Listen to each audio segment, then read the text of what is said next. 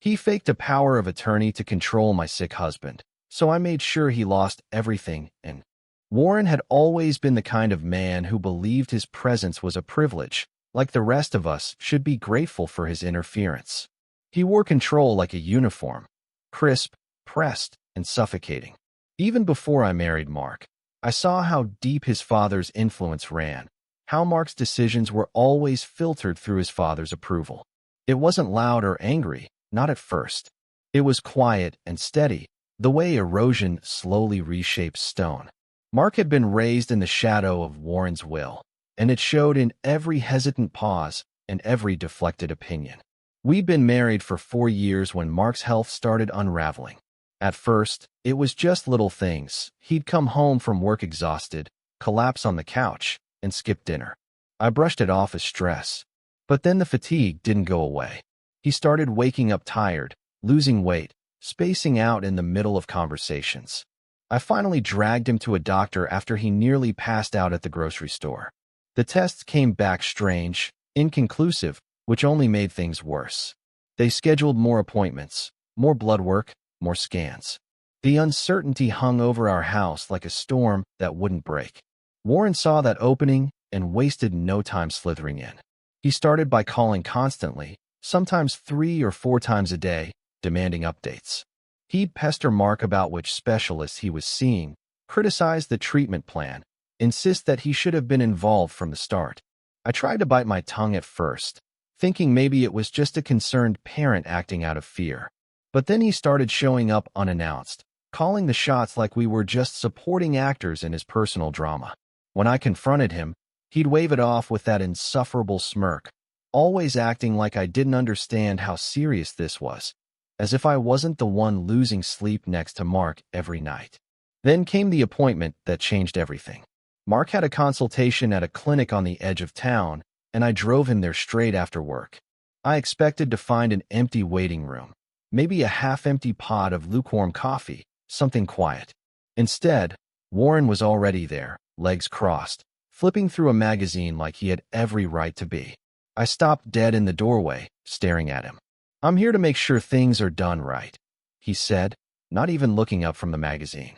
My first instinct was to throw him out right there, but Mark looked startled and embarrassed. I didn't want to make a scene in front of the nurses, so I pulled Mark aside and asked if he had told his father to come. He shook his head, clearly uncomfortable. I mentioned the appointment on the phone, but I didn't think he'd actually show. That should have been it. Mark should have told his father to leave. But Warren stayed. He followed us, and when the nurse called Mark's name, he answered questions that weren't directed at him, interrupted the doctor every time they tried to explain something, and treated me like I was just a piece of furniture with a handbag. I sat there in silence, gripping the arms of my chair, waiting for Mark to finally say something. But he didn't. He just let it happen, the same way he always had. I knew then that Warren didn't think he was helping. He genuinely believed he was in charge. And worse, he had convinced Mark of it too. After the appointment, I pulled Warren aside in the parking lot. I was shaking with anger, but I kept my voice low. "You don't get to make decisions for Mark. He's a grown man. Back off." He gave me that smug smile, the one that always made me want to throw something. "Oh, but I do." And then, like he was producing a magic trick, he pulled out a folded piece of paper and held it up. "Power of attorney," he said, like it was a royal decree. "Signed by Mark himself. I'm overseeing all medical decisions from now on." For a moment, I couldn't even speak. I snatched the paper from his hand, scanning it, praying it was fake. Mark's name was right there. The signature looked real, but something about it felt off, too stiff, too perfect.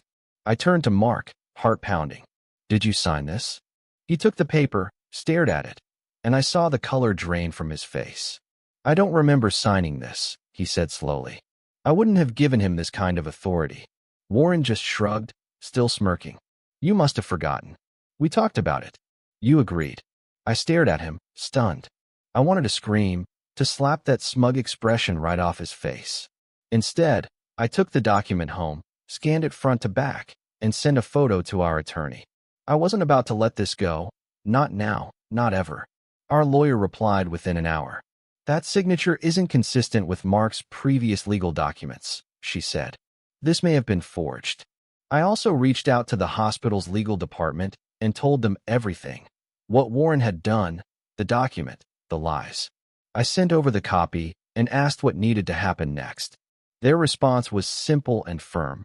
We will take care of it. I didn't know what that meant exactly, but I found out soon enough. At Mark's next appointment, we arrived a few minutes early.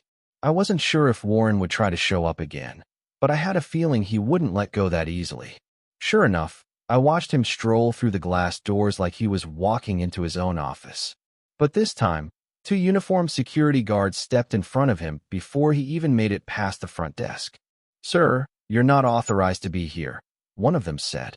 Warren's face froze. "Excuse me. You do not have legal authority over the patient's medical decisions. You need to leave," the other guard said firmly. Warren turned red, his mouth twitching like he couldn't decide whether to yell or laugh. "I have power of attorney," he barked. One of the guards opened a folder and pulled out some papers. "Not anymore." I stood up, arms crossed, watching the panic ripple across Warren's face. Mark came and stood beside me, and for the first time since all this started, he looked his father in the eye and didn't flinch. "Leave, Dad." Warren looked like he might explode. "You're making a mistake." Mark didn't blink.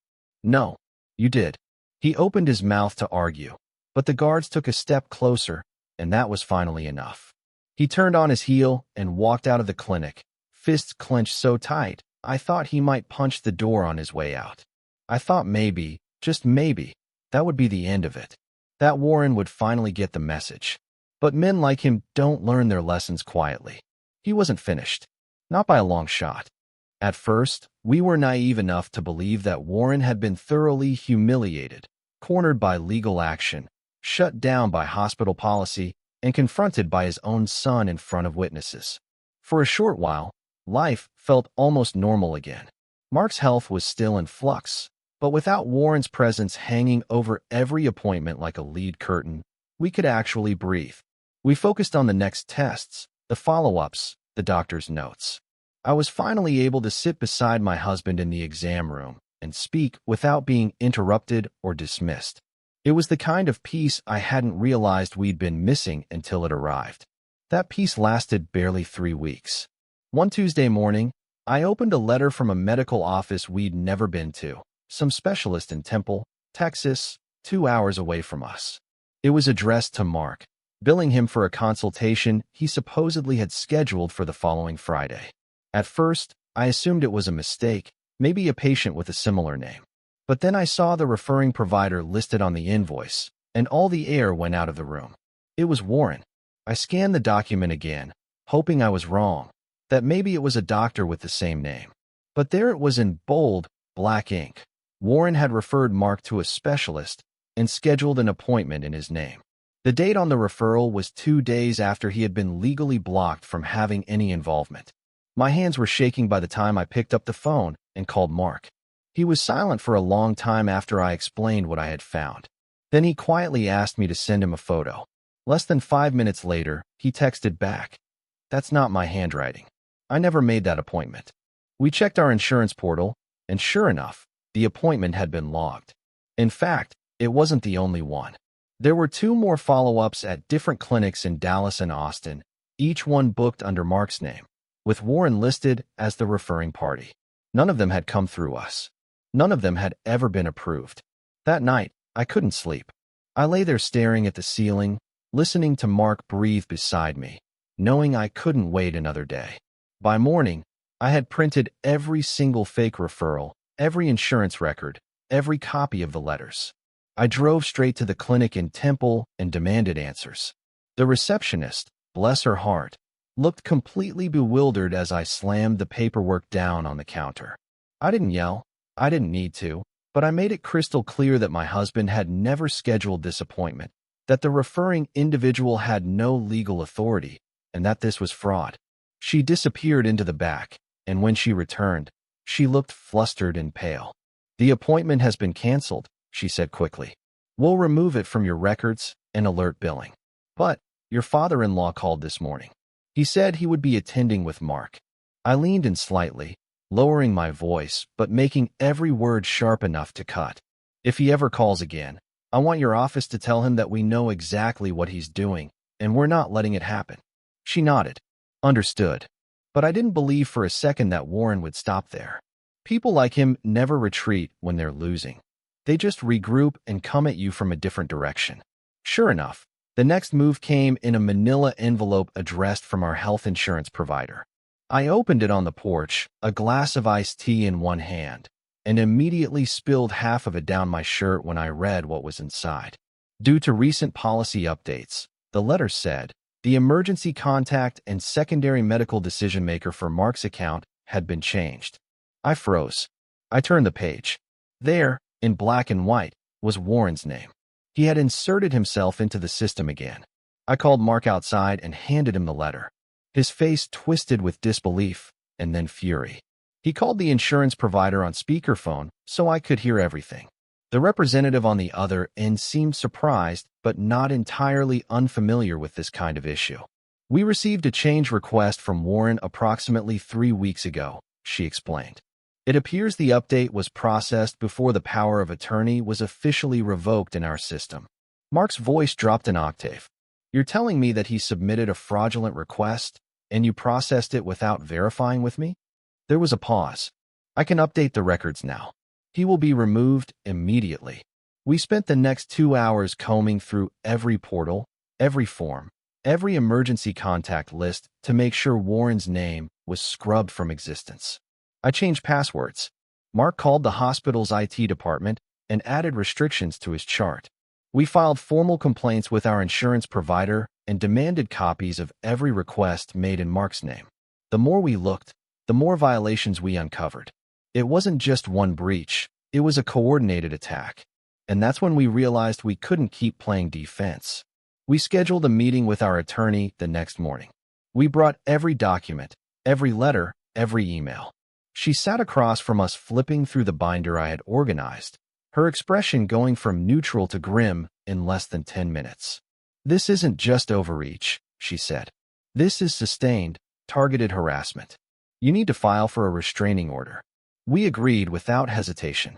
That night, just as I was about to fall asleep, the doorbell rang. I sat up, confused, glancing at the clock. It was nearly 10 o'clock, far too late for a neighbor or delivery. I grabbed my robe and checked the doorbell camera. Warren stood on our porch with his hands in his pockets, staring directly into the lens.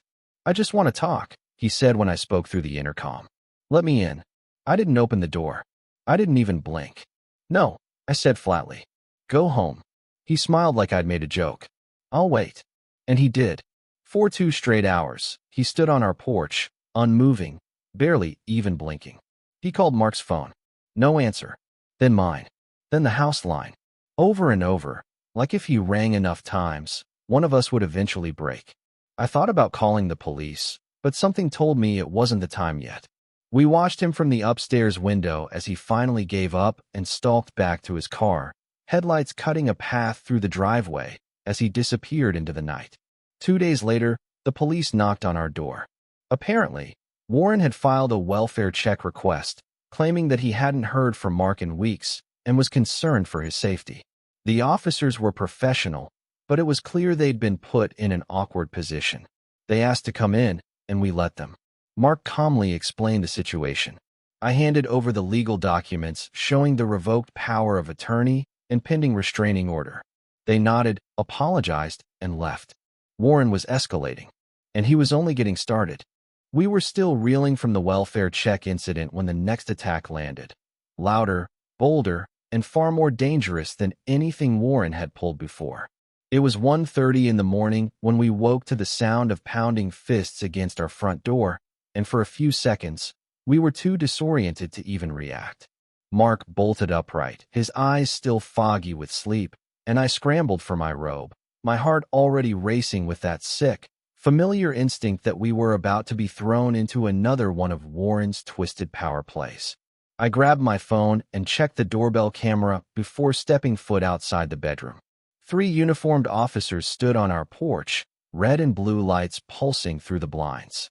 The pounding hadn't stopped, and one of them was already calling out, "Police! Open the door!" I answered through the intercom, trying to keep my voice calm even as my throat tightened. "Can I help you, officers?" "Ma'am, we received a 911 call reporting a domestic disturbance at this address," one of them replied. "We need to confirm that everyone inside is safe." My stomach dropped so fast I nearly doubled over. "There is no emergency here," I said, already hearing the helpless rage in my voice. "We didn't call 911. We still need to come inside and confirm," another officer said, already moving toward the door. Mark looked at me, eyes wide and jaw tight, and I knew he was thinking the same thing I was. If we refused, they'd just get more suspicious. So we let them in. One officer took me into the kitchen while another pulled Mark aside into the living room. The third hovered nearby, hand near his holster, just in case something erupted. The officer questioning me was polite but firm. "Do you feel safe in your home?" he asked. I swallowed hard. "Yes," I said. "Absolutely. There's no situation here. This was a false report." He gave me a long, measured look. "Do you have any idea who might have made the call?" "I do," I said without hesitation. "Warren, my father-in-law. He's been harassing us for weeks." His eyes flickered. He had heard that name before. Maybe it was in a note from dispatch, maybe from another call, maybe he'd even been on one of those visits. Either way, he didn't press me for more details. They did a walkthrough, confirmed there was no sign of distress, and left. But they didn't leave quietly. The flashing lights had already drawn the attention of our neighbors, and by the time the last officer shut the door behind him, I felt like our entire neighborhood was watching us, waiting for the next headline. This wasn't just some passive-aggressive harassment anymore.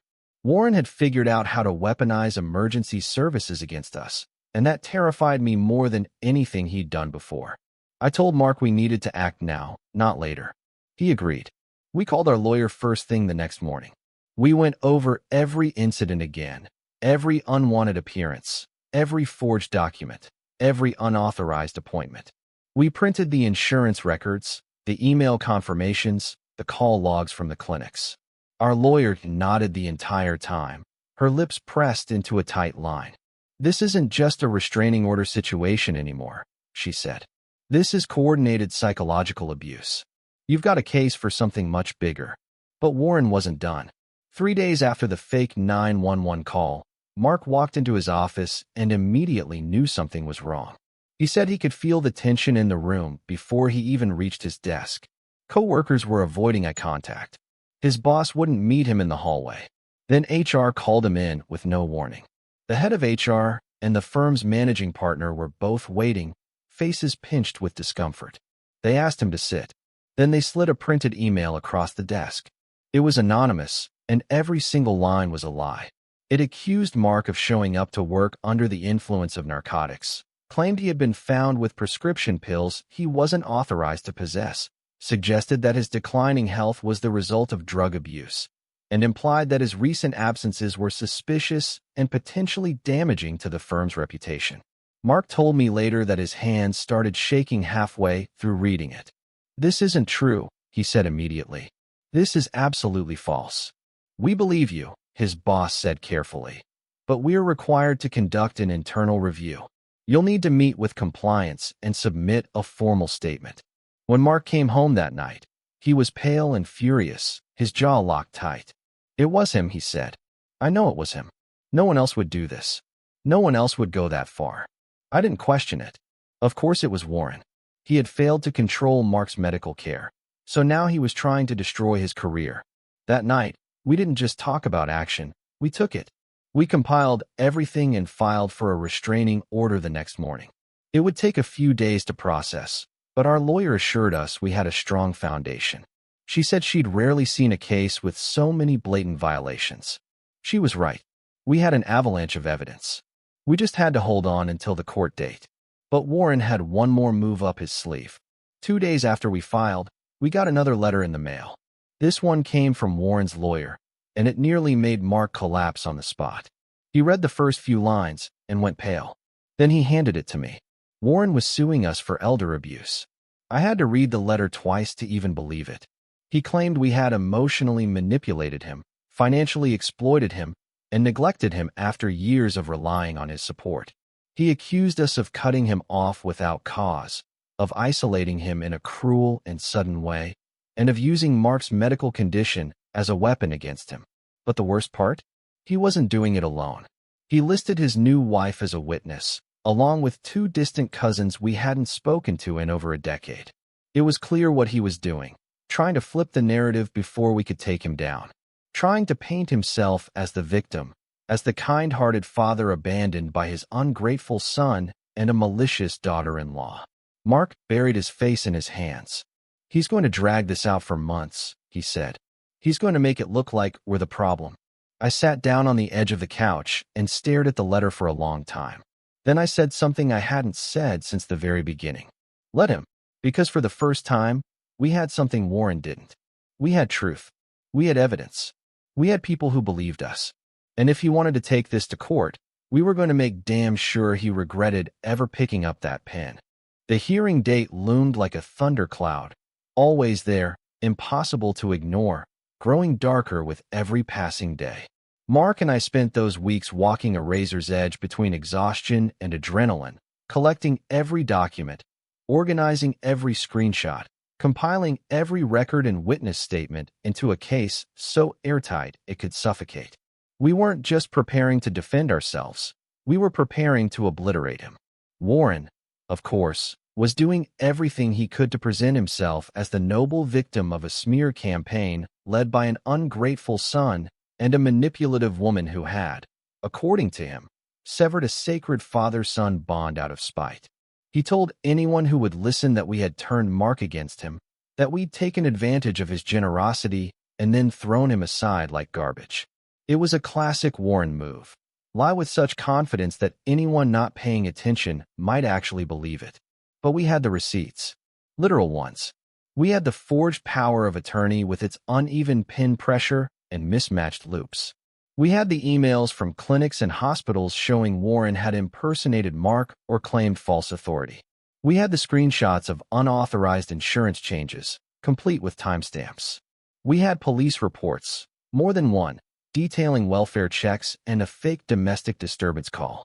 And we had Mark's HR letter, documenting the anonymous workplace sabotage. It was more than a pattern, it was a campaign, and we were ready to end it. The morning of the hearing, I watched Mark get dressed in silence, carefully buttoning his shirt with slow, focused movements. He wasn't the same man who used to flinch when his phone lit up with Warren's name, who used to fold into himself the moment his father raised his voice. There was something harder about him now, something resolute. The kind of quiet strength that came from knowing exactly what it costs to keep your peace. When we arrived at the courthouse, we saw them immediately. Warren had brought his entourage, his new wife, 2 cousins I barely recognized, and 3 of his friends who had probably only shown up because they believed some version of his sob story. He looked smug, like he'd already won, like he was about to deliver a performance and take a bow. Mark didn't even look at him. He just walked straight ahead. Our lawyer was already inside, waiting with 2 thick folders and a calm, focused expression. "Let him talk," she reminded us. Let him hang himself with his own rope. When Warren's lawyer stood to deliver their opening statement, it was every bit as theatrical as I'd expected. He painted Warren as a heartbroken parent, cut off from his only son by a malicious daughter-in-law with a controlling streak. He claimed Warren had been emotionally shattered, financially manipulated, and left alone without explanation. It would have been laughable if it hadn't made my stomach turn. I didn't look at Warren while his lawyer spoke, but I could feel him watching me, like he expected me to flinch, to protest, to break the image of cold composure he believed I couldn't hold. But I didn't move. Neither did Mark. Then it was our turn. Our lawyer stood up slowly, no theatrics, no flair. She didn't need them. She had the truth. "Your Honor," she began. "The plaintiff has spent months attempting to portray himself as a victim. What he has failed to mention is the pattern of harassment, manipulation, and documented fraud he has perpetrated against my clients since the beginning of this conflict. This is not a case of abandonment. This is a case of abuse." She dropped the first stack of papers on the judge's bench, the forged power of attorney, marked and annotated by a handwriting specialist. The second stack held appointment logs, emails, insurance records, phone transcripts. The third included the HR report, the body cam footage from the night of the fake 911 call, and copies of the restraining order request. With each document, Warren's lawyer paled further. Then she said, "We are also entering a counterclaim for harassment, fraud, and defamation." Warren looked stunned. For the first time, his expression faltered. But the biggest blow was still coming. "I'd like to call a witness," our lawyer said, and every head in the room turned when the doors opened. Carolyn, Warren's new wife, walked in, her heels clicking sharply on the tile. She didn't sit next to Warren. She walked straight to our side and took a seat with our attorney. The sound that came out of Warren wasn't quite a gasp, but it was close. "Your Honor," she said when asked to speak, "I need to correct the record. I was present when Warren forged the power of attorney. He practiced Mark's signature several times, using old birthday cards and checks to mimic the handwriting. He told me it was the only way to get control back, that Mark was making reckless decisions under my influence. I told him it was illegal. He told me no one would ever check." Warren's face went crimson. His hands clenched into fists, and for a second I thought he might actually scream. The judge raised a hand. "Mr. Warren, if you speak out of turn again, I will have you removed." Carolyn wasn't finished. "He also admitted to submitting referrals in Mark's name without his consent," she continued. "He said if he couldn't be in the room physically, he'd make the decisions from a distance. He referred to it as steering from the shadows." When she sat down, the silence in the courtroom felt suffocating. Warren didn't speak again for the rest of the hearing. His lawyer barely tried to recover, and it was obvious from his body language that he knew they were done. The judge dismissed Warren's case with prejudice, meaning he couldn't refile it. Our counterclaim was upheld, and the judge added a permanent restraining order, legal fees, and the beginning of a criminal inquiry into the forged documents. Warren didn't just lose. He was publicly dismantled. After the ruling, Carolyn stood quietly, then walked over to us. "I'm sorry," she said to Mark, her voice soft but steady. "I should have come forward sooner. I was afraid." Mark nodded. "You're not the only one he's scared." Warren's friends and distant relatives didn't say a word as they filed out. They didn't even look him in the eye. Whatever image he'd tried to sell them had evaporated, and all that was left was a bitter man sitting in a courtroom where no one believed a word he said. 2 days later, Carolyn filed for divorce. The following week, we received a letter from one of the cousins who had supported him in court. It was a written apology. She said she hadn't known the full story, that Warren had cherry-picked details and lied to her face. She asked for forgiveness. We didn't reply, but we kept the letter. Mark and I sat on the porch that evening, the air warm and quiet, the kind of silence that doesn't need to be broken. He looked at me and said, "It's over, isn't it?" I nodded. "Finally. And this time, for good." He leaned back, hands behind his head, and for the first time in months, he smiled like someone who wasn't carrying an entire war on his back. The battle had been brutal, but we had won. Not just in court, but in truth, in strength, in refusing to be controlled. And Warren? He was finally out of our lives. He had burned every bridge he ever built, and this time, there was no one left to carry him across. After everything that had happened, the court battles, the lies, the forged documents, the sleepless nights, what surprised me most wasn't the silence that followed. It was how unfamiliar it felt. For the first time in over a year, no letters arrived demanding anything. No uninvited guests sat outside our home in the dark. No phone calls at strange hours. The chaos had finally gone quiet, but peace doesn't feel like peace when your body is still wired for war. Mark and I didn't talk much in the first few weeks after the final hearing. Not because there was anything wrong, but because we didn't need to fill the air. We were both learning how to live without always looking over our shoulders. He dove back into work with more focus than I'd seen in years, and I spent my time getting the house back in order, organizing closets, planting herbs in the backyard, cooking actual meals that didn't come from a microwave. Small, ordinary things that had been impossible when Warren's presence infected every corner of our lives. One night, we sat on the porch watching the sun go down behind the trees. Mark sipped his coffee and looked out across the lawn for a long time before finally speaking. "I keep expecting something else to happen. Like I'm waiting for another shoe to drop.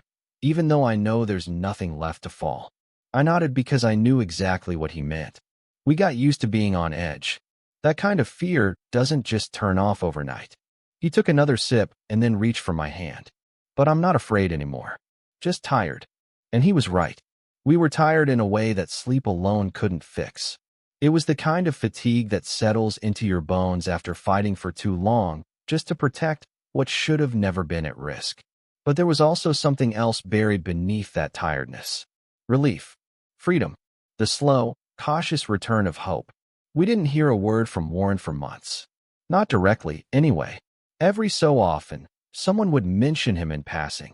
A neighbor saying they'd seen him alone at a diner. One of the cousins whispering that he'd been kicked out of his country club. Someone else mentioning that Carolyn had finalized the divorce and taken her name off the mortgage. He hadn't just lost the court case. He'd lost his image, his leverage, his allies. And worst of all, he'd lost the illusion of control that he had spent a lifetime cultivating. I didn't feel sorry for him. What I did feel was a strange sense of closure. Not because he had been punished, but because he had finally been seen for who he really was. The mask he had worn for decades had cracked wide open, and now everyone around him had to face what we had known for far too long. About 6 months after the court ruling, Mark got promoted at work. Director of Litigation, a role that, once upon a time, would have been impossible under the weight of his father's sabotage and manipulation. When he came home with the news, he didn't even celebrate. He just smiled, like he'd finally taken back something that was always meant to be his. "You earned this," I told him, as we stood in the kitchen that night, still in our work clothes, still too stunned to feel it fully. "No one gave it to you. No one forced it. This is yours." He nodded. I believe that now. We started going out again. Dinners with friends. Long walks at the park. A weekend trip to Galveston just because we could.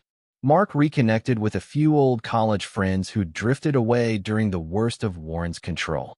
And I started journaling again, something I hadn't done since long before all this began. Writing helped me process everything we'd been through, and in those pages, I finally saw myself clearly again. Not the version of me that was always reacting, always defending, always fighting, but the version who was calm, steady, and in control of her own story.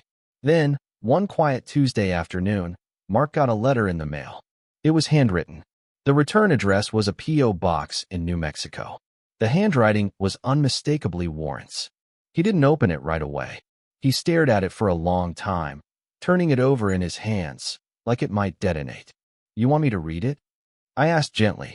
He shook his head. "No, I think I just want to throw it away." We stood at the kitchen sink, and together we dropped the envelope in the trash. No speeches, no symbolic burning. Just done. That was the moment I knew he was truly free. Some people might wonder why we never tried to reconcile, why we didn't try to find middle ground. But the truth is, there are some bridges that shouldn't be rebuilt. Warren didn't just cross boundaries. He bulldozed through them, manipulated every system he could, and tried to shatter us piece by piece. You don't rebuild from that. You recover. You grow. You move on. And that's what we did. We bought new locks, not out of fear, but because we wanted a fresh start. We adopted a dog, a ridiculous, shaggy thing named Mabel who barked at leaves and loved everyone. We started making plans again. Small ones, like painting the guest room, and big ones, like maybe someday trying for a child. For the first time in forever, the future didn't feel like something we had to defend. It felt like something we could build. I used to think that the scariest part of being targeted by someone like Warren was the uncertainty, never knowing what he'd do next, what lie he'd tell, what damage he'd try to inflict. But now I know the scariest part was how easy it was to believe that maybe we were overreacting, that maybe we were the problem, that maybe this was just how family is. It's not. Family isn't control. It isn't surveillance. It isn't conditional love twisted into a leash. Family is choice. It's safety. It's respect. And in choosing to cut Warren out, we didn't destroy a family. We finally built one. Ours.